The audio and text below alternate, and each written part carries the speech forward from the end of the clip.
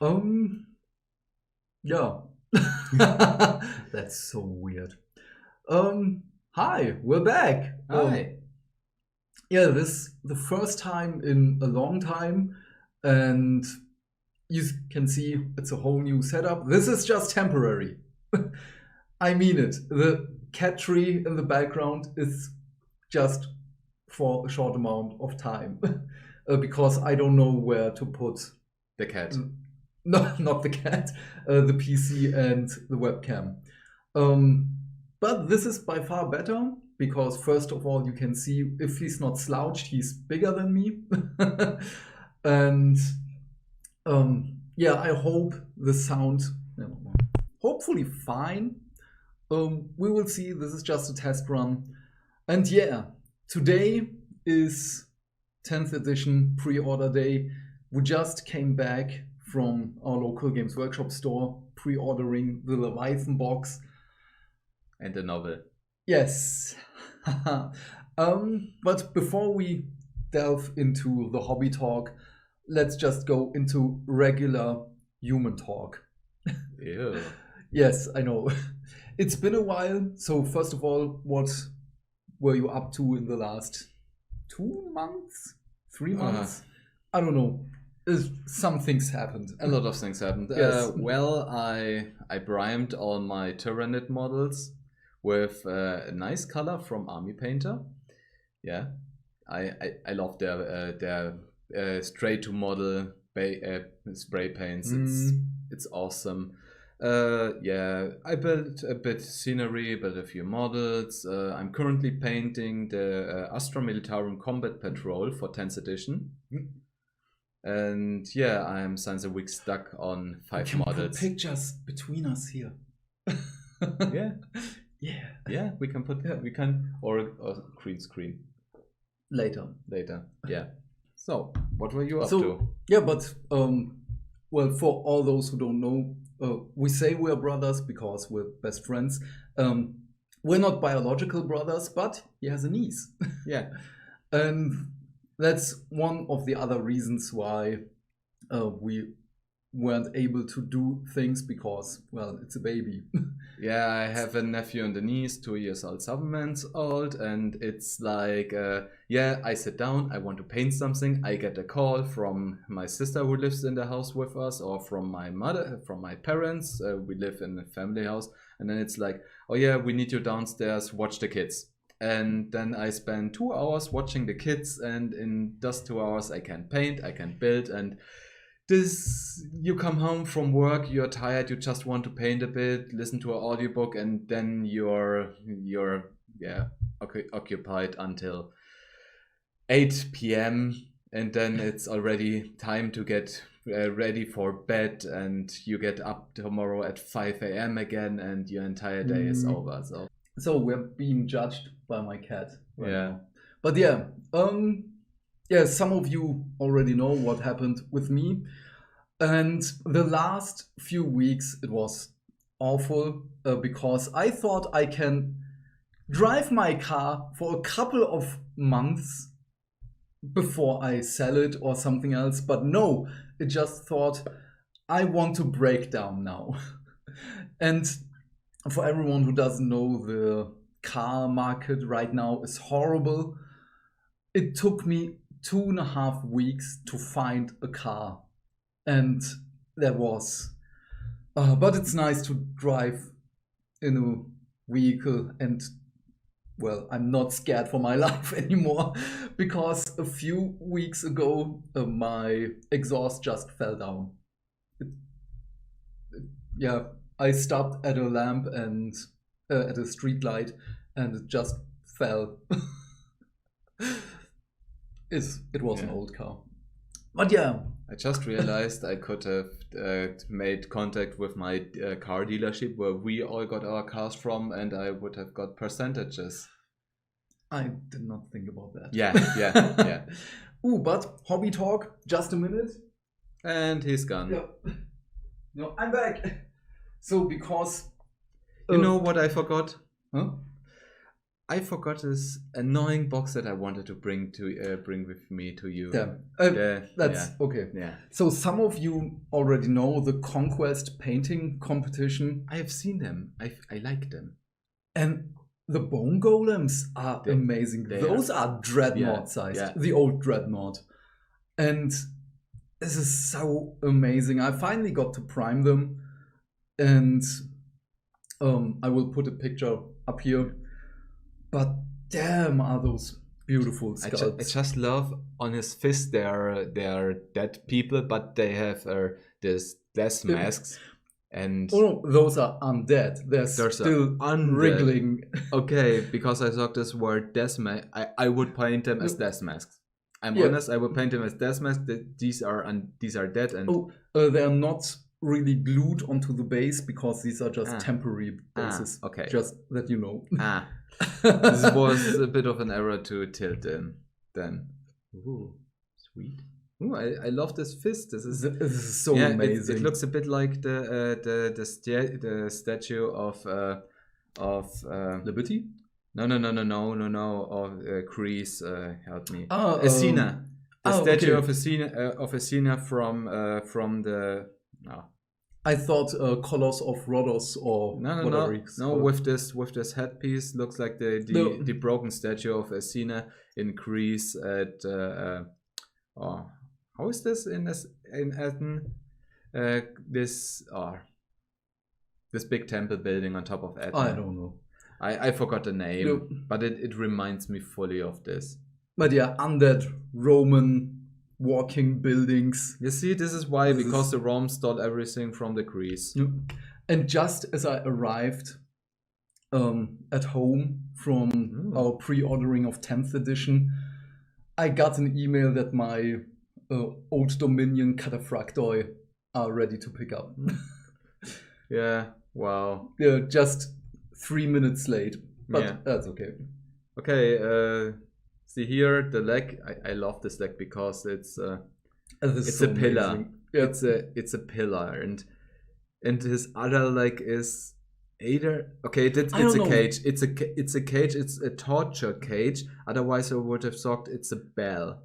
No, I would have thought that this is a big brazier just upside down, like this one. Yes, could maybe be. I don't know. But it also looks. Yeah, okay. There's a flame. There's a flame licking out. Is it a flame? I thought it was bone.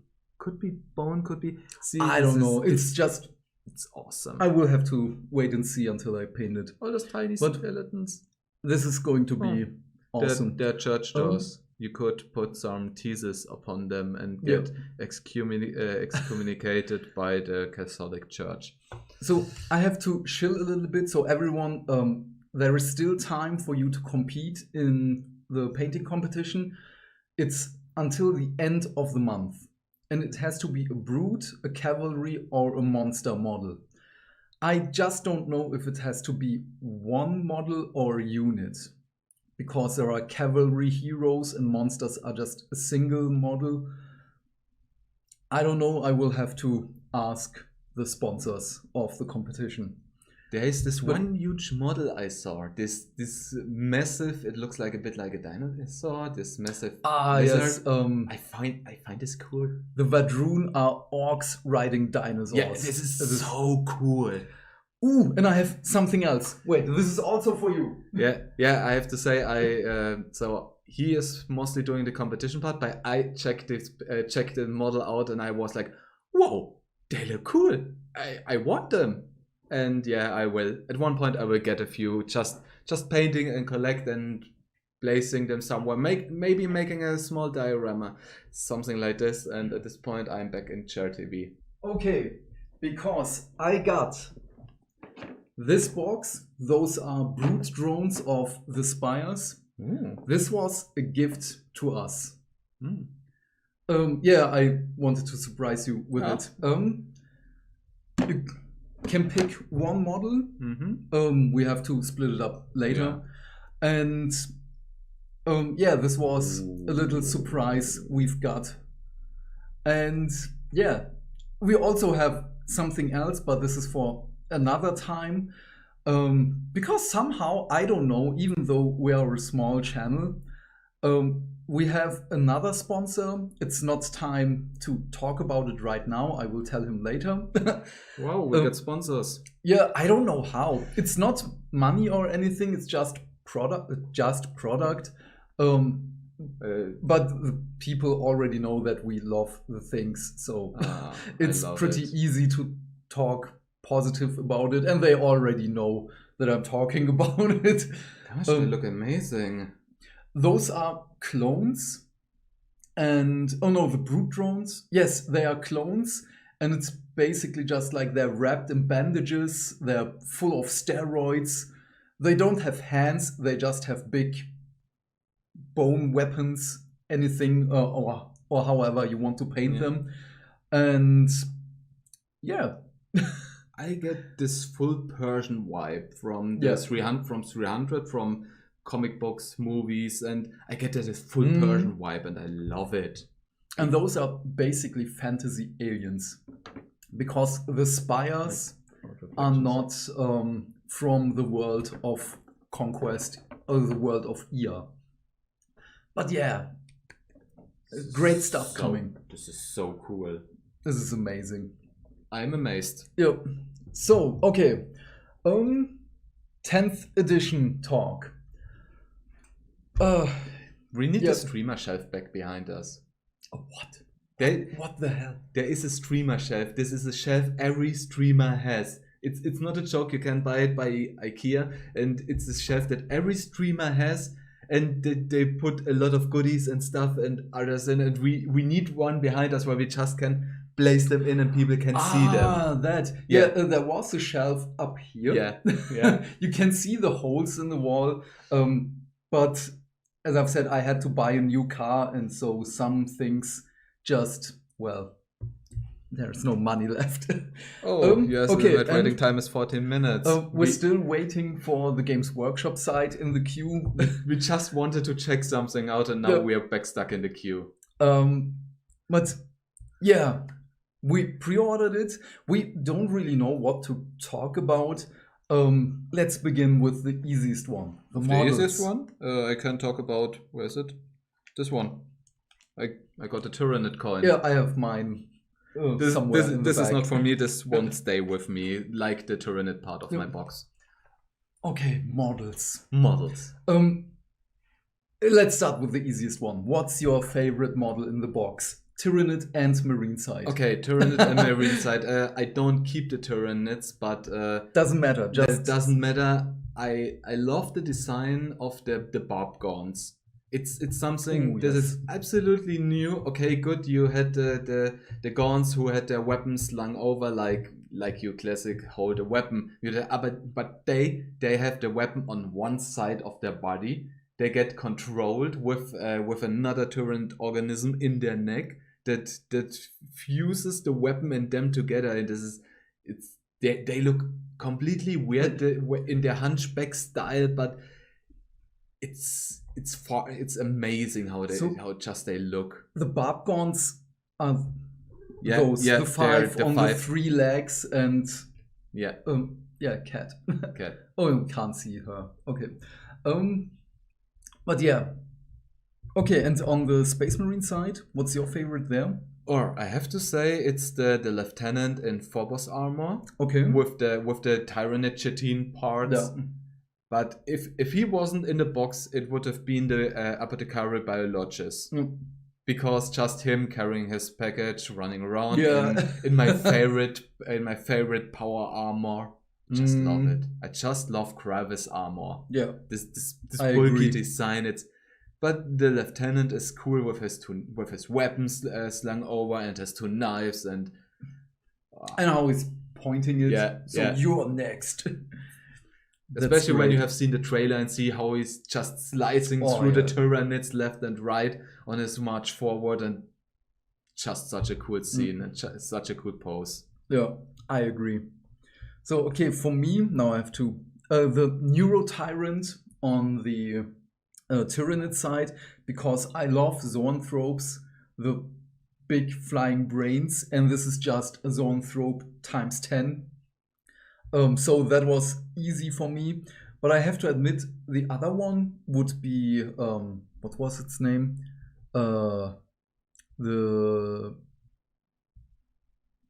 what was the Psychophage? Yeah. Why is the Psychophage the only one not with the link? Doesn't matter. The Bobcons also don't have a link. Oh yeah. We found a Weird. missing link. Yeah. Because it's anti-psycho. Somehow I like it. I don't know, because it's just eating and everything. Great.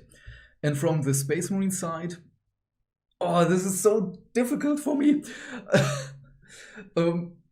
Also the Apothecary, because I love apothecaries, and in Gravis armor, so that was an easy one. But the other one, I think, would be the Sternguard veterans, because I love Sternguard veterans. Not the Psycho? Yeah, I don't know, with the Psycho, it's... I like him, but something just is weird on him. I will have to wait and see until I have him in my hands. But Sternguard veterans, I don't know. They just remind me of the old Tyranid veterans, and I love those. I don't like their stats. I don't care about the stats. I just love the models and the heavy bolters in the box. Yeah, that's but awesome. I don't like that they have the option for their combi weapons. But those weapons underslung, they don't count. They have a separate profile. It's anti-infantry, and it's not like, oh, I have a combi weapon now. I have a flamer. Nope. Oh, really? Yeah. And this is the only thing what I don't like. Oh, no. That the weapons they have beneath don't count as DAS weapons, but count as another special rule. Oh, at least in the cards for the Leviathan. I haven't checked it for the Space Marines, but I think it's the same ones. So it's a bit weird, because you get an anti-infantry +2 weapon, and they are all the same. But I love it that you have two profiles for the Leviathan box. Once their normal Stalker bolters, and then you get the other profile with the underslung weapon. But it's still weird. Oh, I have a flamer, but it doesn't work like a flamer. It's so weird. Okay, because I just skimmed over the rules and I saw this and I just thought, okay, maybe there is just another section in the rules that says counts as this, counts as that. It's fully different. Yeah, you can even choose between those weapons. So when they give you for Leviathan for the cards this weapons option, that you have two different kind of weapons, either the combi weapon or the bolter, that you can choose one of two. Okay, weird. Yeah. It's the same with the heavy bolter. So I think that there are 5 different weapon options next to those into the box. And with the Apothecary, he's not a healer. No, he isn't. That's interesting, because that just means I have to take both Apothecaries. Yeah. He is, but he has an awesome special rule. Is great. Yeah. The moment he slays an enemy model, he counts as CP9. Where were we? Yes, Apothecary. But yeah, okay, then we can go to rules. Should we go our favorite unit rules right now, the changes? Because that I don't know. Because I'm not really a rule person. Yeah. I just skim over them. Because as soon as I see, oh no, there are more than 10 pages, my brain just shuts off. Yeah. Okay, I have from the start to say one core rule that I super awesome love. It's that you can include character models back into the unit. That was mine! This rule, I hate. I played Science 5th edition and they came up with 8th edition. Oh yeah, this character, it's not part of the unit anymore. You get an aura. And I was like, this is the stupidest idea ever. Let's have this model at one position. You don't check where the enemy is. Bam, it's gone. And now, it's back in the unit. And I love that so much. I wait for the orc rules, because it was back then my highlight. If you put just 30 orcs on the table, you put a war boss in it, you put a Big Mac with force field with bubble field in it, and you have a unit. And in 5th edition, before the 6th edition codex came out, you could make them Panzer boys, and they had a 4+ save. So 4+ save, 5+ invulnerable against shooting attacks with a war boss in 30 boys. March Okay, forward. but Second, you can't add another character into the unit. especially except there's a rule that allows Yes, you like the captain lieutenant. and lieutenant. But I think Okay. Big Mac will get the same, Yeah, maybe maybe. the same. The only model that doesn't have this rule on Space Marine side is the chaplain. Oh. Yeah, the chaplain doesn't have this rule. You can add an apothecarius if there's another character in it. You can add a lieutenant even if there's a captain in it, but you can't add a chaplain. A chaplain has always to lead his own unit. Interesting. Which is cool because there's the chaplain on bike. Yeah. And there's the new rule also, what I love by Space Marines. You can put in the Outrider squad, the Primaris. You can put an ATV. You can put up to 6 models in this unit, and now put also in a chaplain on bike. No. You basically have to awesome. make them white scars and they look awesome. Okay, with the new leader rule, the new coherency rule is also a little bit weirdly written because it's such an unusual number. It says from 1 to 6 models. The coherency rule is like this. You can do the conga line basically, and 7 and more. This is just so weirdly phrased because it's not just check it out. a usual number, but it's because you can add the character into the unit. So you have 5 Marines, you have a leader, you have 6 models, so you can do a conga line, but add another model and you have to go back into your bubble. Just to mention it, I got all PDFs on my mobile. Oh, I still haven't downloaded it. Yeah, I should have brought my tablet because I got also all on my tablet. Oh, here's the currency rule. 2 to 6 models. Yeah, 2 to 6. Yeah, 2 to 6 and 7 plus. You have to put them in 2 inch of 2 or more models, but in 1. This is so weird. This is so weird. Just the number is weird. I haven't checked the numbers out. I just thought, oh, it is like last edition. 1 to 5 model, 2 to 5 models within 2 inches around 1 model, but no, it's 7 plus model, which is also great for. Nah? So, but that means let's just say 5 Sternguard veterans with a captain and a lieutenant has to follow the coherency rules. Okay, yeah, I just checked in Sternguard veterans. Any number of models can have their Sternguard bolt rifle replaced with 1 combi weapon, and the combi weapon is anti-infantry, 4+ devastating wounds, rapid fire 1. So you basically, okay, good, and has only 1 shot, which is weird because the Sternguard bolt rifle has 2 shots and has an AP from -1. So it's the difference. If you want a weapon that has no AP but strength 4 with special rules like devastating wounds and rapid fire 1, so or you want Sternguard bolt rifle is also heavy. Wow. Oh. So when you stay put, you get 2 shot. You get to hit on the 2+. Weird. You want also know what is weird? There are this what are they called? Exterminate or this Primaris sniper? Eliminators. Eliminators with their las gun. They carry now a las gun around. A las cannon they around. They had that before. Yeah, but our common friend was like, oh yeah, Tyranids lost all theirs, and suddenly there's a sniper squad which carries a las cannon around, and when they stand still, they hit you on the 2+. Yo, I love that. we had a small discussion, our common friend and I, around that heavy is actually just replacing the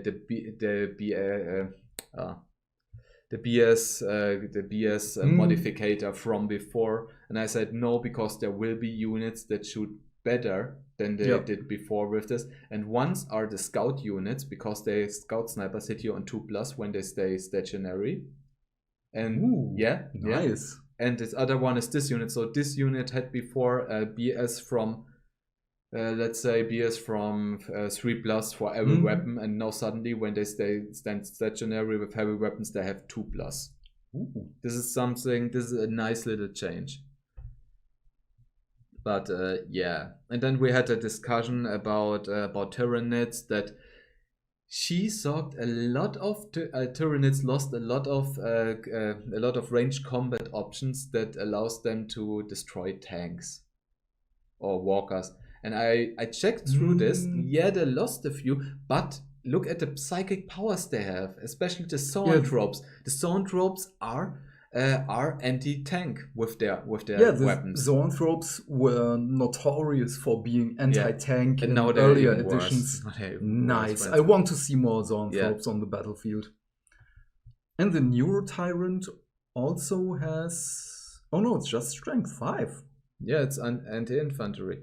Ooh. Okay. But what I love is the Spirocyst. It's that it was former a building. It was former a type of building which has anti-infantry power. Now it has a special rule that it makes Overwatch the entire time. It can per turn make up to 5 times Overwatch, and it can shoot in its own turn. So if you go close to it, it just shoots you with the hive defense with 5 shots, BS 4 plus, strength 5, AP -1, damage 1. So, and this up to 5 times. Wow. It's basically a space marine killer. Oh, I move my unit within 24 inch, around 24 inch. It has a range of 20. So if you move into this bubble of 24 inch, it's like. Wow. That hurts. That hurts. But okay, we're digressing again. One thing of 10th edition, which I really love, is the motto of simplified but not simple, or whatever they say. And I love this so much because 9th edition was just too much. And I've seen from Tabletop Tactics the how to play 10th edition and play on tabletop. The first match with Space Marine Steve versus Rebecca's Tyranids. The game is so good now. And for me personally, the amount of stratagems down to 6 per codex. Thank you. Plus the basics. Yeah, I don't count the basics because the basics are just you get the reroll or anything. That's totally fine. And I love this so much because now that is a good discussion. Because should this game be aimed at casual players or the hardcore players? Because only the hardcore players will read through all the stratagems, and the casual players are just like, oh, I can use this with intercessors, so I can use this. Yeah, this was basically my reason why I stopped playing in the 8th edition, and because we had one who was hardcore in the rules, and I'm not that hardcore in the rules, and he was basically mocking me because I don't know one of his Space Marine cards, and I found I'm a casual. I said I'm a casual. I don't go to tourneys. I don't make here competitive. I mean, I play with points, but I'm not a competitive player. I build armies not around the point. Oh, this is the best way to kill my opponent. I'm a cool of rule player. This looks cool on the army. It serves no purpose. It just looks cool. Perfect. That's the best way. Yeah, it's. I mean, a lot of players will read through these rules. They will go through these rules and then be like, "Oh yeah, I make my army so it's perfect for this purpose and this special rule and this stratagem and and 6 stratagems is enough if you ask me. It's so good. It's perfect. I can just say, okay, good. I concentrate on this 2. I concentrate maybe on a few from the basic stratagems. And I loved it when they brought this in the 9th edition with boarding parties. You got also just a handful of stratagems in boarding parties, and everything else is gone. And it was simple, it was easy, it was fun. But the rest of the 9th edition was, oh, I get a new codex, I have 5,000 stratagems. Okay, because I had this discussion with our friend a couple of months ago, that balancing should be done with the hardcore players, but the game itself should be aimed at the casual players. because my reasoning is only the hardcore players will find faults and or strengths in units and in rules, which the casual player just won't. Because to exploit a unit to its fullest potential, you need someone who is dedicated to find the strength in certain things. So balancing with hardcore players is, in my opinion, the best way. I have a good example from work. I can't tell you exactly what it is, but we have colleagues who are not trained in our kind of work, but they have to do it overnight because, in our industry, the machines have to work 24/7. And to be sure that everything works fine, that the quality is fine, you have to test everything, even in the middle of the night. And I don't want to throw shade at them because they're doing a good job and I like my colleagues, but they're not trained in it, so their quality control is not top notch. And it shows. Then that's fine. It's just a check. But this is the difference. When I, with my trained colleagues, go into the lab, we control everything, we know it's this because we trained over years for it. And this is for me the same thing. You have a hardcore player who goes on tournaments, who dissects every rule, every stratagem, and only he can say, or she, this is bad, this is good. And I would just say, okay, I trust you because I have no idea. But yeah, what do you think? Game should be aimed at casuals, but balancing with hardcore players? Or... I basically say this game is in first step aimed at the casuals because the casuals spend more money. Yeah. Yeah, it's basically when you are a hardcore player. You have your basic army, you know what you need, you know what's the strengths, you go through everything, and you are like, yeah, okay, I don't need this, I don't need this unit, okay, they look cool, but they're ineffective in my playstyle, I don't need them. And the casual is like, this unit looks cool, mine. Yo, and this is for me the great difference. Okay, when you play tourney, etc., or the balancing part, it's more aimed for the ones who know what they are doing. But the entire point of selling is for the ones who don't know what they are doing. But is it really? Because in the last shareholder meeting, Games Workshop showed them the numbers, and there are less people buying stuff, but those people spend more. So now, are those tourney players? It's a different because there are a lot of players, they go on tournament, they buy the newest meta army. So they buy this entire army. That's why there are less people buying, but more buys because they buy bulk. So this entire cost now 500 euros. They buy it for 500 euros, everything they need. Spray painted, 3 colors minimum, who looks perfect. They go out play. Oh, the meta shifts. This army is nothing worse anymore after 2 months. They go sell this army at either piece by piece or together on eBay, get the new meta army, do it again. Then they spray again, paint again. I saw a tourney last year. Harlequin was one of the top meta armies, and there were 3 players from the same team who had all the same Harlequins, and they all looked the same. It was basically and Attack of the Clones. And 2 of the players had a match simultaneously, and they switched between those 2 matches. I couldn't.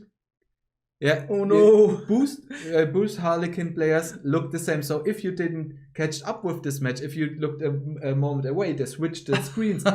You thought, why is this Harlequin now on this side? Oh no. And why is he suddenly fighting another army? And I was so confused for a moment because they looked exact the same. They were from the same team, and I was like, wow, is this maybe so a combination match play they together, or is this maybe with effects that go over? No, it was just they stood again next to each other at the same field. They had even their shared desk in between, and there was no difference, and it was so weird. And yeah, this is Okay, the book is gone. The special edition book is Leviathan, gone. Yeah. The German Leviathan box is still available. The hardcover Leviathan Is still available. Okay. I don't care. I love this. They have a few troops in it today with like a leader and troops or a vehicle and when troops. was this announced? I have It no wasn't. idea. It's like when you scroll down, it's also announced today. It's made to order the old lizard man models from Warhammer Fantasy, the cool ones, and yeah.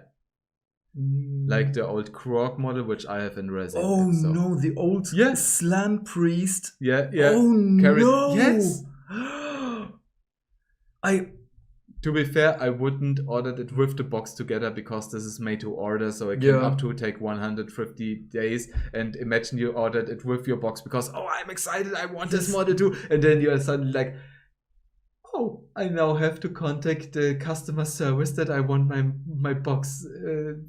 No. Okay, the English Leviathan box is also still We available. wanted to check how many you can order from these box sets. Oh yes. There. Just press No, you can just on the number one. You can order one box of each. But do you want to buy another one? No, I just want to see. The Battlefield is also still available. Yeah, okay, then I don't need to go on Games Workshop. Someone else can have my spot in the queue. Let's just open up the queue. Who plays who. I also have to say one thing, what's the name? The Aggressor Squad. They had a special rule in Toughness 6! Not only Toughness 6, they had a special rule, which was then a stratagem, which was now removed and replaced by a better one. Perfect for boarding games, because if this unit makes a range attack to the closest target, the attack, the armor penetration AP gets improved by 1. So you basically have, let's say you take the Flamestorm Gauntlets because boarding parties. That's the only reason why I want them for boarding actions. You get with Torrent with a Knorr cover, twin linked, so you re-roll wound rolls. Yeah, you get D6 plus 1 attacks per model with a strength of 4, and if it's the closest unit, -1 AP. So it's basically they stand with bruised fist and then go basically like perfect. Also, one of the rule changes I love is twin linked. Oh yeah, because as 8th edition started and I saw twin linked and was just like, where's the rule? And I just saw that you get double the shots. Yeah. Okay, but things got just too killy, and that they're going back with, okay, just re-roll your hit rolls. I like this just by far more. The only thing, no one ever talked about it, and I want to know it. Grenades? No. Is Alpha Strike still a thing? Alpha Strike? So you get to go into close combat in the first rounds, like in Age of Sigmar. Because that is one of the things I really don't like in any war game. Yeah, you can. Oh, damn it. Yeah, but here comes now the difference. So okay. Now you go. It's really awesome. Haven't you watched the video from the Warhammer the video from the first battle between Tyranids and Space Marines? No, because I hadn't had the time. Okay, you haven't had the time. So when you go against an enemy unit, your opponent can pick in which order those models have to fight. Yeah. So when you attack first, you get strike first as well. But if your opponent has a unit that has also the strike first battle rule, he can choose that his unit strikes first. Ooh. Yeah, it was an amazing scene. But that's not my issue. Yeah, that they can attack in the first battle round. Yeah, because one of the favorite things in Age of Sigmar is with the Orc War Clans, with your big cabbage boy, so your war boss on... I forgot its name. On Trike, war boss on Trike. Yeah. And first round, go into the enemy unit, say "Wah," you get to move a second time. And then you charge and you're in close combat. And nothing has moved except him. Yeah.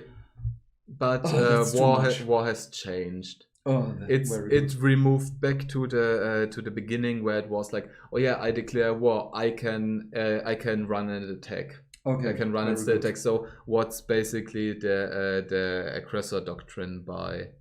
Yeah, the unit is the assault doctrine from Space Marines. It's basically what war is now, but you get an invulnerable save during this time. So yeah, it's just they had it in one of these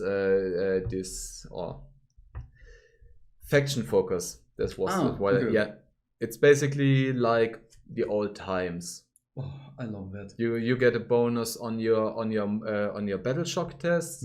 You can charge and you can run and charge and advance. Yeah, back in my days it was 1 because you run. Oh, I advance home.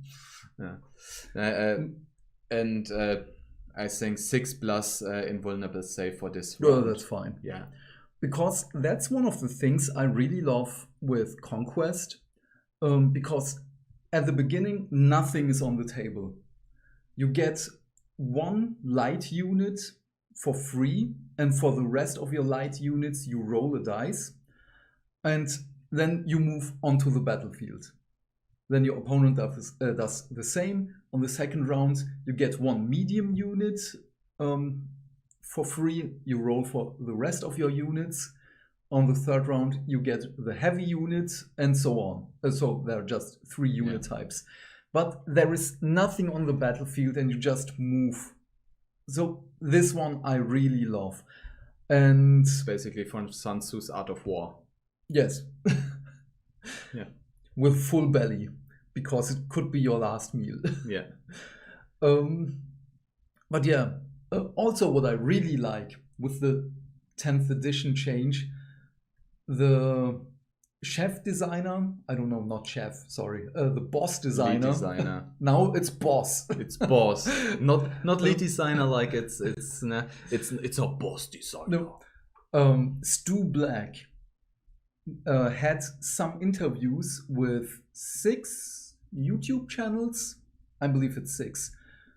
And everyone had different questions. And I love, first of all, the transparency which the design team shows with this, not the team, but Stu Black. Yeah. And also it's not like with some video game interviews where you can only ask specific questions and you're not allowed to ask anything else. And this was just so refreshing. I love this. And yes, now I'm shilling again for Parabellum and Conquest, but they're also very transparent with what they're doing. And I really hope that Games Workshop will follow this trend, that they're going to talk about stuff. Meta Watch, first of all, is a good thing, but there wasn't any real Meta Watch in the last few weeks. Yeah, because of the new edition. Yeah, but also no Age of Sigmar Meta Watch. Have you seen the last announcement from Attorney in the US? No. They basically, so there was this 2 test games where they showed a few of the data cards, and because of those few data cards shown, Attorney group in the US decided that League of Wotan are banished by them anyway.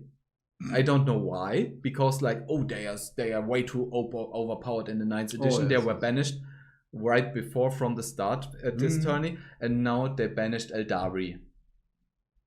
Yeah. There's no reason why to banish. They say, oh, they are unbalanced. They showed maybe 10 cards from all of their model range, Yeah. and they were like, "Oh yeah, this is way too unbalanced. We even if all cards are out, if all points are out, if we make all tourneys 10th edition, no Eldaris allowed." And I'm like, what the hell is wrong with you guys? Why? I don't know. Yeah. Just ignore those guys. Yeah, but So- no meta watch. It's Yeah. weird. At least Age of there are a lot of tourneys currently in the USA, and I actually thought that there was a lot of meta No. watch article for Age Yeah, of that Sigmar, there's at least. no meta watch for 40k.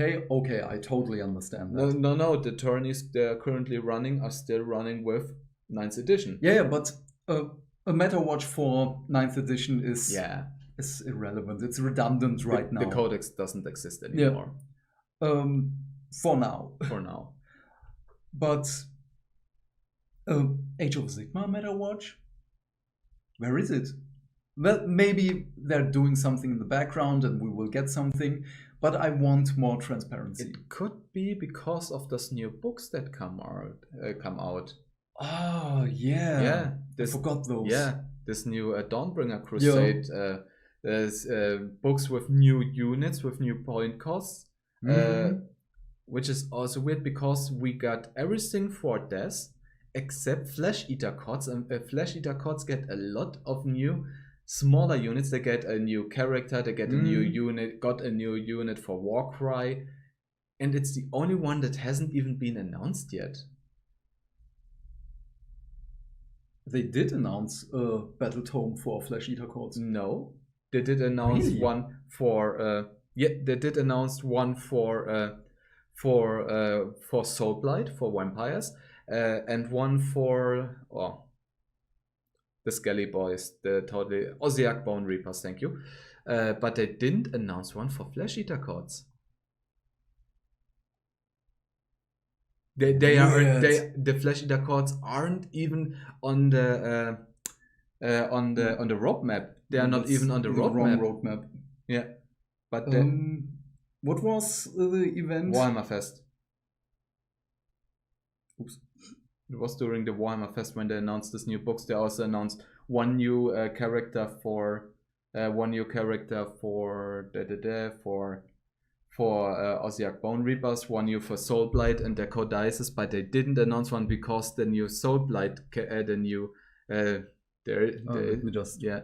the new Flesh Eater Cots character is in the second book. He's in the first book in the second book with the rules, or the first. It's a bit weird, but we get a fully new unit from Warcry, and we get a lot of new units for new characters. Oh, also something I'm really pissed about from Warcry. It's the Overgore Grunter. Yeah. The Maw Grunter. I just want him. Yeah. He's so chunky. One thing I'm still a bit annoyed about is I think you're a bit too far. You have to go. Yeah, every reveal from Warhammer Fest, but there can just want to. Oh, here. Yeah. Oh, see, they are General's book, Cities of Sigmar. There are 2 books. Nope. What? Yeah. I really believed that there is a Flesh Eater Cots battle tome on the way. Yeah. But there is one on the way, but damn. It's not even sure if this is Flesh Eater Cots. We know, okay, there's a Cities of Sigmar that's over there in summer. One thing I'm shocked. One thing I'm actually annoyed is that the Cerastos Knight Lancer gets a plastic model. And I have the resin kit for 240 euros. So how many tabs do you have open? Too many. Yeah.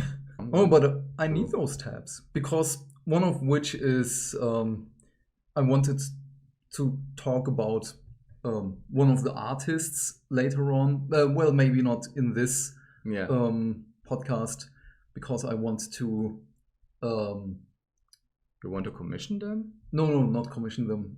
I want to talk about specific artists for the Warhammer art team or whatever it's called. I don't know. Because not only the Warhammer art team, there is one on Twitter. He makes the He makes all the art for this RPG books from Warhammer, Yeah. which made by Cubicle 7, and he's an amazing artist. I just have to Google his to seek out his name again because I love his art. And I want to make a list with all the artists who are making art for Games Workshop, so that we can credit them. Credit, that's the word I was looking for. Always credit the artist. Yeah. That's so weird. The Magic cards in collaboration with Games Workshop, they don't credit the artists. Magic never credits Magic credits the artists. But with the Games Workshop Warhammer cards, they're just saying Games Workshop art team or something like that. It's so weird. Maybe it's because I don't know. Maybe Games Workshop, maybe some artist doesn't want to be with Magic and everything that happened around Magic the last time. I don't know. That's I'm not even sure if I can talk anything bad about Magic cards without having Pinkertons storming this room and beating everything out of me. So No, anything else? Rules. We had the characters. We totally digressed again. Flyers. Flyers is the I massive. haven't looked at anything flyers. Flyers have two modes. You can pick before the battle which mod you want. So back then you had maybe special rule flyer hover. So you can switch. I want to have him stationary to let people out. So I hover because back then when I let people out in full flight, they would like whoa, and you lose maybe your entire squad. But now you can decide before the game if your unit has the special rule hover. If you want to let them hover, so enter the fly with 20 inch per 20 plus inch, they don't have a limit, and go like or they hover, and you can place them before the start on the battlefield. Otherwise, they end up in strategic reserve, and you can place them on the start. Hey, he's here. He's hovering around the field, and it doesn't change if it's a transport how the transported unit acts. So you can fly in second round, and you can still drop your units right in front of the enemy. They can charge. There's the difference. There are some units that have a special rule. So when they deploy their units, and even if they have moved, those units can still charge. Like the Land Raider still has this rule. Yeah. I have to double check with the Storm Raven has the rule. The Storm Raven has. This is cool. Yeah. So you can basically fly in second round Storm Raven, open your ramp, drop a Brutalis Dreadnought behind, because a Brutalis Dreadnought is the only Primaris Dreadnought with the keyword Dreadnought. It's also so weird. It's so weird, and you can just drop everything and then go straight charging in. It's so weird. Or you can just decide, this unit hovers now. It's less a good rule for flyers, for transport, but like Tyranids, like the Hive Crown has the special rule hover. So if you want more a Hive Crown that is designated to hunt enemy aircraft, you can just let it fly the entire time around, or you make it hover and you can hunt. You can. It's really great.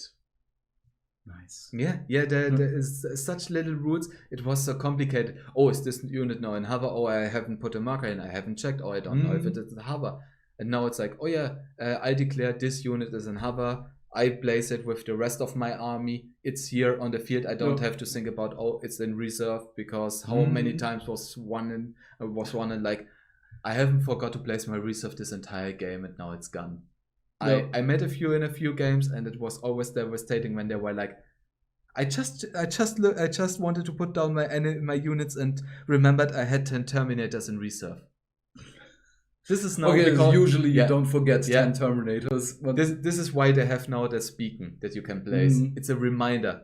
Here comes your Terminators. The old beacon was just this little lamp. And this one is really like, I can... Poltergeist.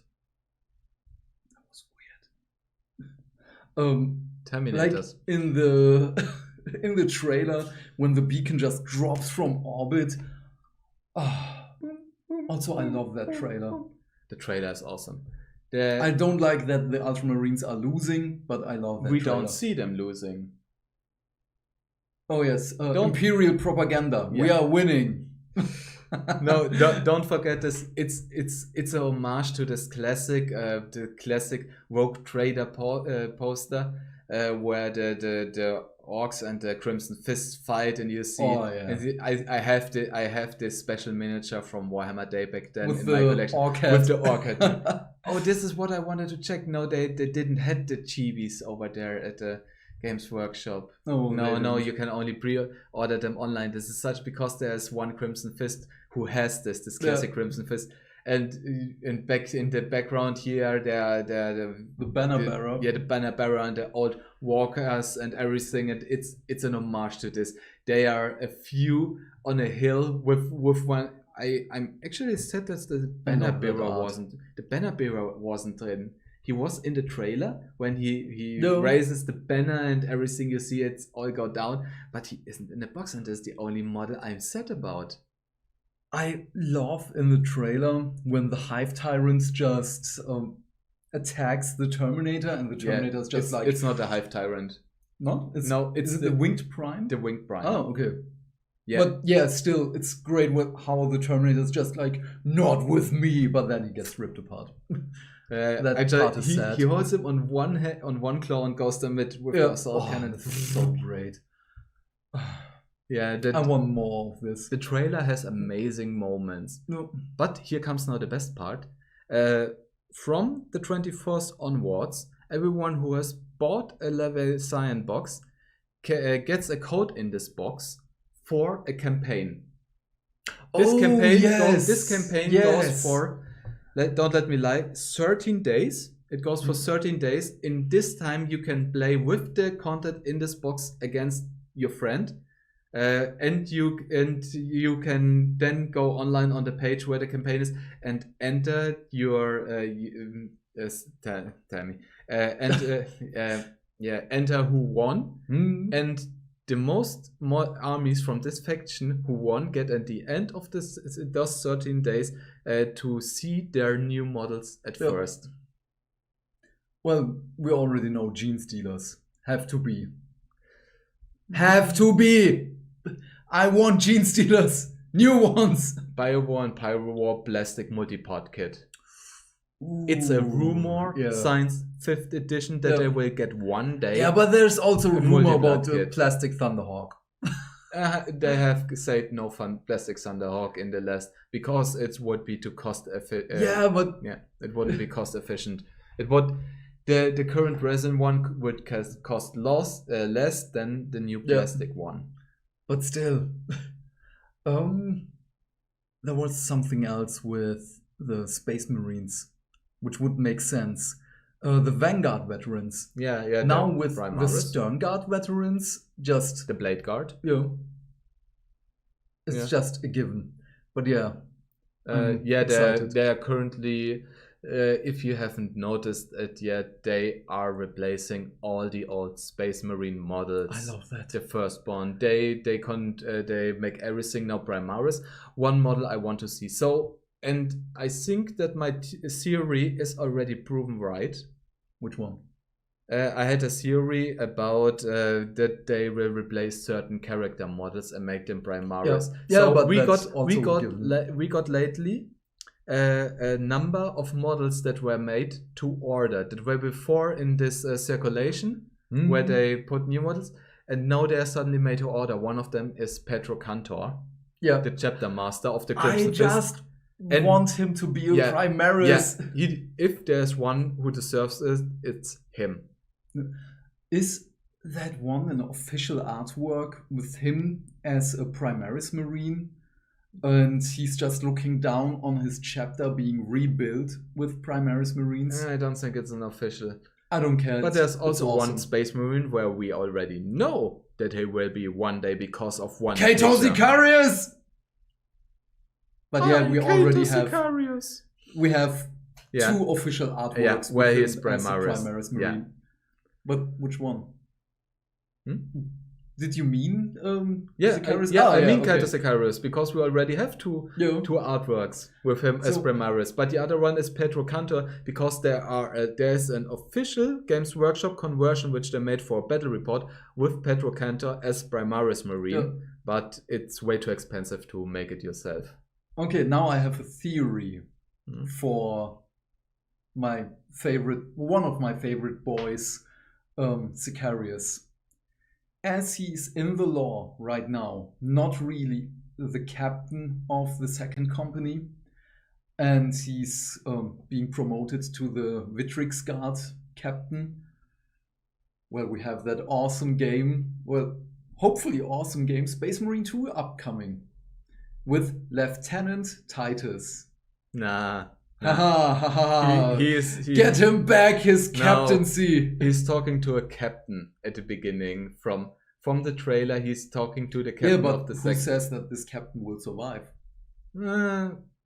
Leandros will be the new captain. I hope that Leandros dies. I love my Ultramarines, but I want him to die. Yeah, we all hope that Leandros dies. Oh, or if he's not dying, make him a dreadnought. Then he suffers. Make him a servitor. Make him a servitor. Oh yeah, but give Titus back his captaincy. I want him as an official captain back in the second company. Yeah, but he will receive an official miniature as lieutenant.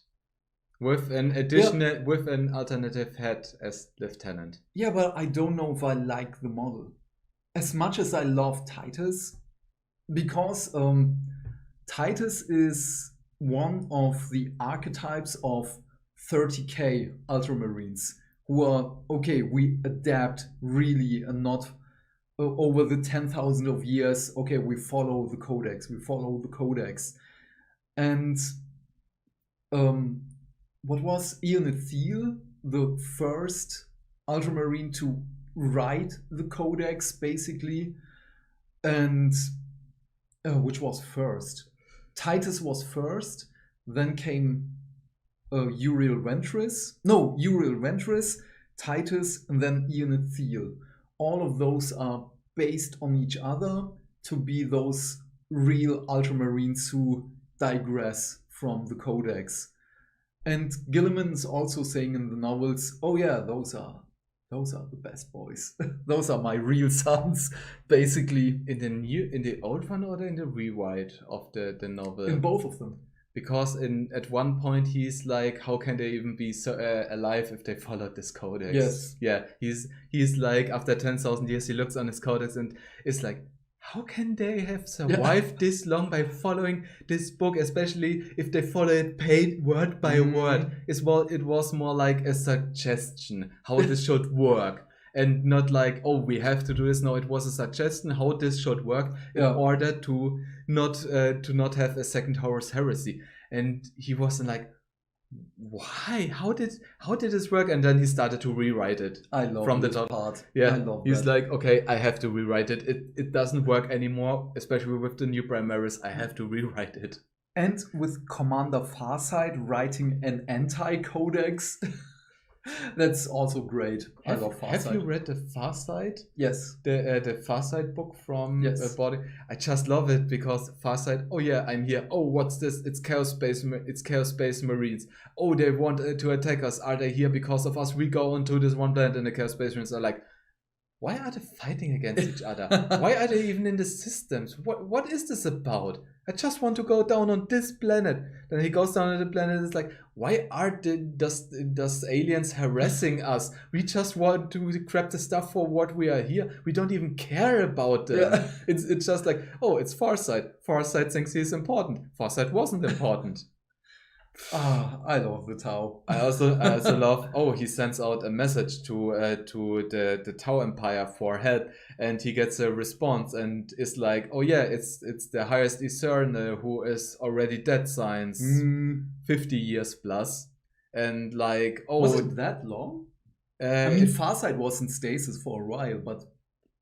Yeah, but the highest Iserne was killed during the war of Mugalas Bay, the third expansion, as they decided to. It's Warhammer, it's over the top, so the Mechanicus decided, oh yeah, we found out that this nebula is made out of a substance that burns. Yeah. So they burned a stellar nebula. So the I Tau love can't that. cross over it anymore. Which the Tau made their own warp drives and recreated Event Horizon. So yeah. And then the Great Rift erupts and this nebula gets just it's not burning anymore. I love that. Yeah. It was like blowing out a candle in space where there is no air, but this nebula burns because it doesn't matter. It doesn't matter. Yeah, and he gets from Aunwa a message, and he hates Aunwa even more because this message Aunwa is dead. It's a hologram with his encrypt with maybe 70% of his mind that says. You still don't get what it's about to die for. What's it to fight for the Tau Empire? But thank you that you sacrificed all your guys. We couldn't have done it without you. But now you have to die. No. Yeah, it's so weird. Before I forget, I just started the book Iron Kingdom, the sixth Dawn of Fire novel, fifth. Dawn of Fire novel? I don't follow the series. Fifth or sixth. Doesn't matter right now. Before that, because I couldn't focus on hobby stuff because of the car and things, I listened to the audiobook of the author Greg Bear, Blood Music it's called. And for me, that right now is the origin story of the Tyranids. Because that guy is making cells, and well, it starts as bacteria. He injects them into himself. They change him. They evolve. They get their own consciousness, and it just gets bigger and bigger. And great book. I recommend reading it. Blood Music by Greg Bear. And yeah, that for me, I thought, it was recommended to me by a friend. So, okay, something else, not Black Library. And it's still basically Black Library because it's Tyranids. But yeah, Black Library reviews coming back soon. I still wait for also, the I have next... here Lady of Sorrow, Dante, the third book, Nagash Undying King. This one I can delete. And I have the first 5 books of Uriel Ventris already recorded. I was waiting for the 6th one because March for my crack month, but there is no 6th audiobook. But yeah, the 6th book is awesome. It's so great. I currently I was listening lastly to Descent of Angels, Horus Heresy. Yeah, good book. Yeah, when Lucer decides that maybe Lionel Johnson isn't the right choice, and I can understand him. I'm Team Sir Lucer. So and I was. Did you finish the book? No, not okay, yet. Okay. I'm still 3 hours short. Like I said, I always listen to it when I'm painting. So and when you get interrupted every time you want to paint, you can't finish the book. So I was last week happy that I could paint the entire day and listen to the audiobook. And I just finished reading Talan Executioner. It's a story that was then made together with all other Talan's books in the Horus Heresy novel Talan, but I hear the main books as audiobooks while I paint, so I read them sometimes in between or stuff and and it's so gruesome how it's described how the Flesh Eater virus works, the new virus that was redesigned by the Iron Warriors to exist, because in the first time Flesh Eater virus was in Horus Heresy during the third the third one, Battle of Istran 3. It was just it eats everything, it blows itself out, and then they ignite it. And the new one lingers for weeks. Oh no! It basically builds a vapor cloud of this flesh eater virus. Oh no! So they drive out weeks after this. It got deployed, even with new mechanics. First, it goes in the atmosphere, then it goes overground, then it goes underground. Oh no! So nothing really exists anymore after this flesh eater virus. It lingers there for months if necessary, and they go out with the tanks and they just see this gruesome description of how there are still matter, rests of matter and flesh and half devolved bones and everything. And then they go back, and one of the crew that was out there couldn't take it anymore, and in the decontamination chamber just puts off his mask, and the author describes it oh no! in the horrific way how he first starts to Who wrote the novel? Was it Justin D. Hill? have to recheck it. Because Sandy Mitchell is writing another Caiaphas Cain book. Yeah, I knew one. Yes, Vainglorious! I want it! Just check it. Let me just check it. Because it was such a gruesome description, and I was like, damn, I was prepared for it, but not like this. That's awesome. Oh yeah, we get new Astra Militarum novels. Oh yes. We got a new Minka-esque novel, which is awesome. Minka-esque favorite character. Of the book is awesome. We get the new novel. It was announced a while back. Now we know it. It comes out in collector's edition as well with Ursula Creed. Yeah, Ursula Creed. And we get a new Creed, which tells the story before the fall of Cadia in an awesome collector's edition with a Cadia medal. That's so good. There's so much stuff coming with the Black Library. I'm a little bit out of the loop with the lore of 40k and Age of Sigmar. I have to look up which novels it was by John French. Ooh, nice. Yeah, it was by John French, Talan Executioner.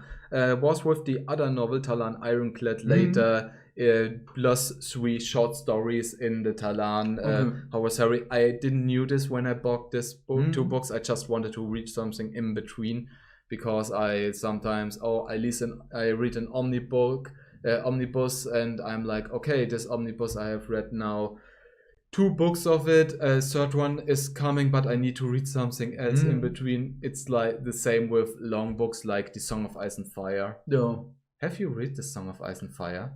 I'm saving the last one until the real last one is being announced.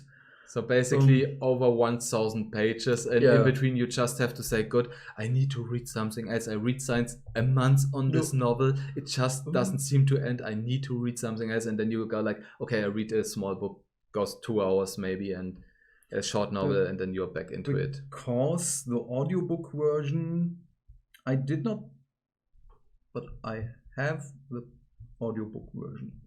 It's 34 hours. Yeah. The few minutes. Yeah, okay. I mostly read 2 hours a day when I have the time. So always a time thingy with how can I read, when can I read. I mostly read when I have my 30-minute break at work. So yeah, or then another hour when I'm in bed. No. So right now I'm just picking up everything I just lost over the last months. As I've said, Iron Kingdom right now is on my plate, just at chapter 3, so I just really started yesterday. And then I will go back to, it was 4 months ago, to February, when I stopped listening to Black Library audiobooks. But yeah, I will come back to the stories.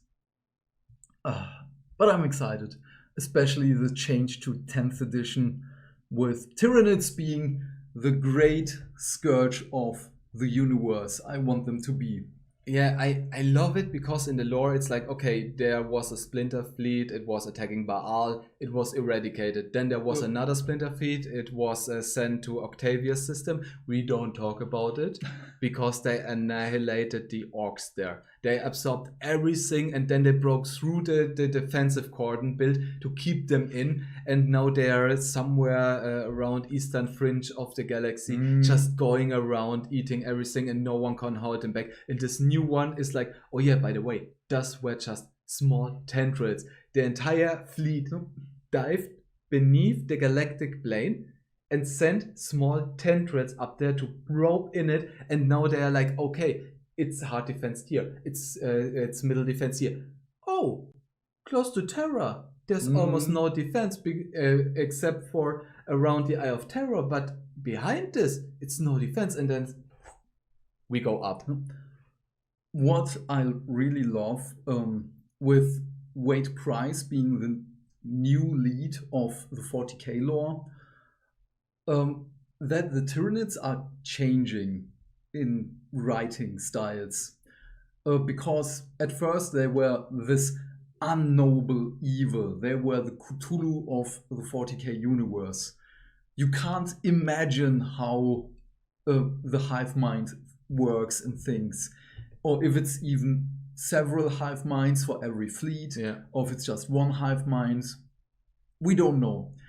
And with the devastation of Baal, or the Blood Angels storyline, that we get the hints of, okay, the hive mind is malevolent, the hive mind holds a grudge against the Blood Angels, so the Leviathan hive mind. Let's just go with the theory of multiple hive minds. That there is purpose behind all of this. I like that. I want more of that. I know that this unknowable evil works for a while, but we are in an evolving universe. I want the Tyranids to evolve into more than just... There is one more. In the started with the 8th edition codex from Tyranids. There is Hive Fleet Tiamat. Yes. Hive Fleet Tiamat has a massive bio knot on a planet. They haven't eaten this planet. It's a jungle world. Everything is still there. They have their defensive positions. It's this world, this beacon. We don't know what this beacon does. The Imperium tried to attack this planet. It's so heavily defended. They decided that it's a stupid idea to try it again. So they moved it away, and the Tyranids didn't follow them. They were like, we protect this. We don't. If you don't come close to this, we don't attack you. We just want to secure this system and this not. And it's amazing, especially that there are it's like a psychokinetic knot, because there are gene stealer cults who suddenly get dreams about their masters calling to them. So they board ships, they capture them, they make pilgrims to this world. They land, they drop the ships in space, go then down on this planet and let themselves reward, so they can be part of the hive. So it's a beacon that shines out, and this hive fleet Tiamat, hive mind, the singular hive mind, decided, why should I hunt if I can't bring them to me? Oh, that's nice. Like a Venus flytrap. And that is one of the things I really like with the changes of the Tyranid lore, that the Tyranids are evolving, and as I've said, I want them to evolve emotionally. They also work possible together. To say this? The hive minds. Yeah, but there isn't just a single purpose of I must eat. I don't want to be. I don't want the Tyranids to be the guy who wakes up at 3 o'clock in the morning, like the meme you showed me earlier, and goes to his fridge and is like, nothing in there. And I want the hive mind to be intelligent, which is really hard to write, but that's following a purpose, that there is something unknowable behind all those actions. The 8th edition codex changed it a lot. So there was the first real change in Tyranids was in the 7th edition. there was a story about Tyranids ending up on a demon plan, on a world where there was a warp portal. So during the battle against the defenders, this portal opened. And the Tyranids, they saw the demons, they couldn't really make out what was it. They tried to digest them. No, they died when they tried to eat them. Suddenly their digesting pools were transformed, the entire world was transformed, and they suddenly realized this is an enemy. He tries to corrupt everything I try to consume. And from this moment on, it was like an entire change in Tyranids. Because afterwards we got the 8th edition codex, which added like a High Fleet Chronos, which only purpose is to eat every matter on a demon world that isn't infected across the Great Rift, and other because they have so less biomatter, other high fleets diverse from the curse, go to them and give them their biomatter so they can continue this action. Or there's Ouroboros, who is the oldest high fleet, which even is terrorized that they brought the Gene Stealers into the galaxy. Ooh. Yeah, it's such an old high fleet that common knowledge how we fight against high fleets doesn't work because it has never evolved above this point. Nice. So when we're like, oh yeah, we have to use this strategy against this unit, no, it has never evolved to this point that it needs the strategies.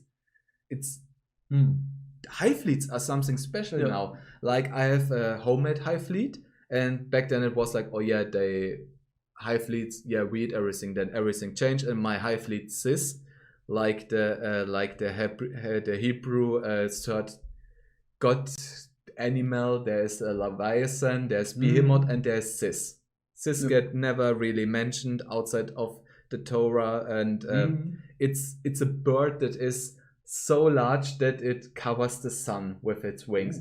When its egg drops on the ground, it can destroy up to 5 villages, and the egg white that goes out of it floods the plains and everything, and destroys entire cities. And this is basically what I then took as inspiration.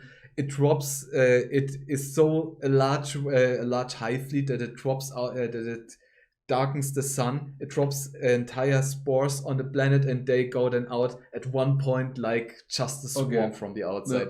And this makes now even more sense with all these entire changes. But this is, you had just the small changes in the old edition, like, oh yeah, this high fleet, they dig in on a planet, and then they dig out 20 years later when everyone thinks, oh, it's over, we don't have problems, and it starts anew. And this was maybe the only iteration where something was different, or Leviathan that came from down below. I love Wade Price. I love what he's doing. I love lore changes. I love it. I had this discussion with a friend of mine who recommended me Blood Music, the novel, because he's now getting into 40k lore.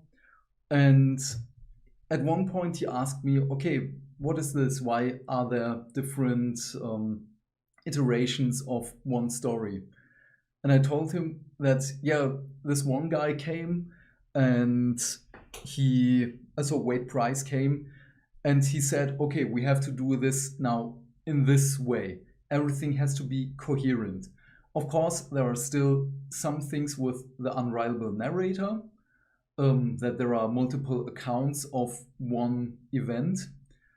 And that's awesome. I love that. But the retcons, I also love those, because now everything is just from one mold, basically. I like this. Yeah, it was, and I currently read the Crimson Fist Omnibus.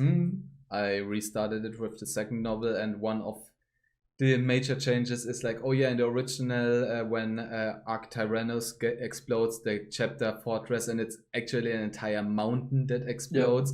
No one notices because no one was looking at it, because everyone was fighting the orcs. And then the new one was like, oh yeah, the Space Marines that were at the fortress in Neuron City looked at it, and they saw the rockets striking upwards to kill the orcs, and they celebrated, and then they saw one rocket going down, and it was just like you imagine, a mountain explodes a few kilometers away, and the pressure wave, they hit them, and everyone noticed it. And it's more it's more realistic this Yeah. way. And this was maybe my favorite change in this. And you basically notice, oh, this novel was written in 2000, in the early 2000s, and this novel came out a few years ago. I think it came out a few years with ago. the Space Wolves novels, it makes total sense. Yeah. Because they're basically told from the perspective of Ragnar. Yeah. And just like, aha, I have done this. So, no, you didn't.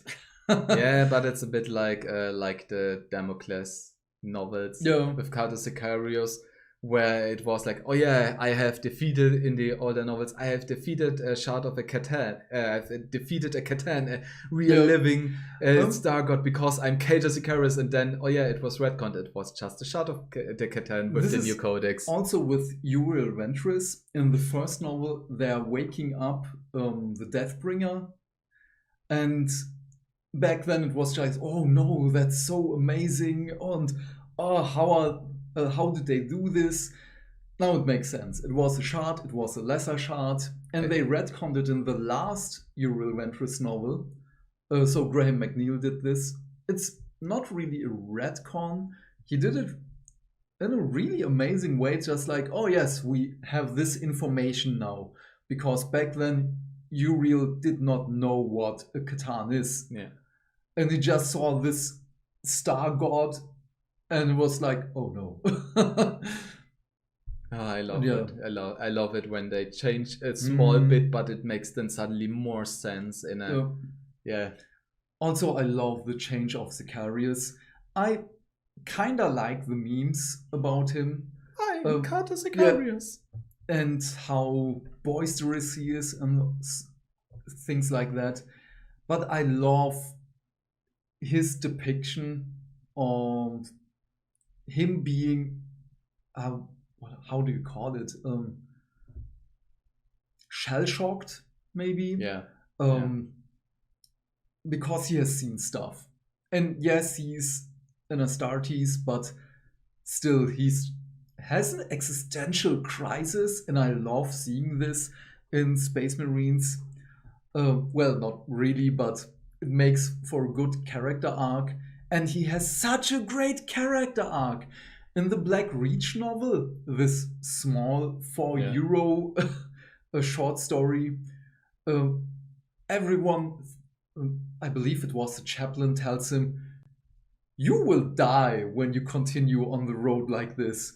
You are boisterous, you are vainglorious, and you are not a good role model for other Ultramarines. This is not good. And in Blades of Damocles, I believe it was in Blades of Damocles, when he spits on the corpse of a Tau ambassador and stuff like that, he's just like, haha, no one can hurt me. And now he's just like this.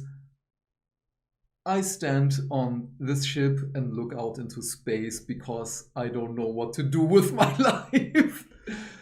And when he sleeps, he dreams of all his comrades dying. Oh, he's so sad, but I love it. I love Sicarius. We all love to watch him suffer. No, not that, but I love character arcs, and he has such a great character arc. But yeah, we're recording for far too long. Yeah. No. So, do you have anything else for 10th edition to say? Doesn't matter what. We will see the next 2 weeks all of the other data cards. Some of them will drop at one day.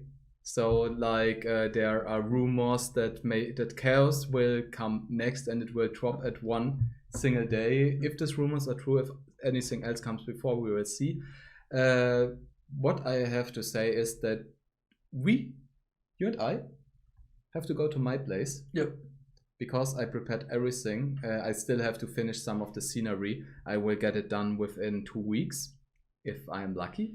It's not much. It's just dry brushing and stuff. No. And then we will have battle reports at my place. Because I will finish at least one of the bone golems for the painting competition. I have 2 weeks. I have 3 weeks, but 2 weeks because I want to finish at least one of them for the Leviathan box, and then we will build as fast as possible the Space Marines, paint them up so I can participate in the event for the thingy. Which models will be I will released finish a first. few Tyranids and then beat you up with the Tyranids I have at home. Have you anything to beat a Hierophant Biotitan? No. Good. So it's just a horde of gowns. Yeah. What is your cat staring at? I think she sees a demon. Yeah, always. Yeah, also something that we have to divide and conquer, which is perfect. We divide and conquest it. Yep. So thank you again. Yeah. 10th edition. Yes. I don't know. I'm just excited for it because of simplified, not simple. The rules are awesome. I love it. Yes. We will see the data cards. We will see the codices when they come out. There's also the Horus Heresy Mystery Army. Before I forget, with 10th edition, over the last few months, Games Workshop hired a couple of IT specialists to write a new app. Yeah, we get a new one for the game. Yes. I don't know how this isn't common knowledge. Why? They have advertised it a few times. Yeah, but I still see people who don't know it. And I saw still people asking when live pre-orders get up. Yeah. Okay. For the next video, for the next podcast, I want my chair back. Yeah, I need better chairs. we are simply currently on. We need topics. We will probably, because you saw or heard that we don't really have a real topic for this episode. We just rambled along. But if you have a lot. any idea what we can talk about in the next episode, please let us know. I'm so happy that we're back, especially that now the PC is in the living room. I don't spend time in my hobby room anymore. What? I don't know, the dynamic just changed since I'm here. That's why everything will be transferred to here. I forgot the lamp. But yeah, as I've said, please let us know what you want to talk about. Not what you want to hear us talk about. Yes. Just give us recommendations in the comments. I need something to eat. My brain just shuts down right now. I need to get rid of my clothes. Yeah, me too. It's just too warm. Yeah. Spend the rest of the day in my garden. Yeah. Thank you so much for watching. I'm just happy to be back. I know I've said this 1.5 months ago, but as I've said, I really wasn't in my hobby room.